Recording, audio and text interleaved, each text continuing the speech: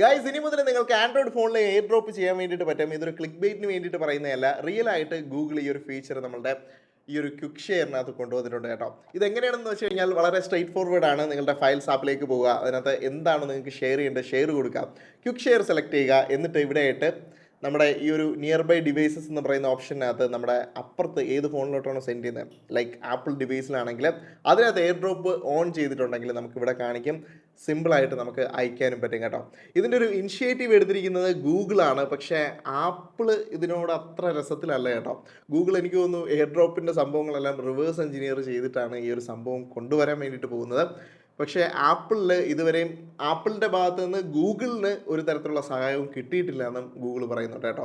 അപ്പോൾ ഇതിൻ്റെ ഒരു കോമ്പാറ്റബിലിറ്റി കാര്യങ്ങൾ എങ്ങനെയാവും എന്നുള്ളത് നോക്കണം. ഇനി ഇതിനെതിരെ ആപ്പിൾ എന്തെങ്കിലും ചെയ്യുമോ എന്നുള്ളത് കണ്ടറിയണം. എന്തായാലും ഈ ഒരു സംഭവം വരും ദിവസങ്ങളിൽ നമുക്ക് കാണാൻ വേണ്ടി പറ്റും കേട്ടോ. ഇത് വന്നു കഴിഞ്ഞാൽ നമുക്ക് പിന്നീട് സംഭവങ്ങളെല്ലാം വളരെ സീംലെസ് ആയിട്ട് അയക്കാനും പറ്റും.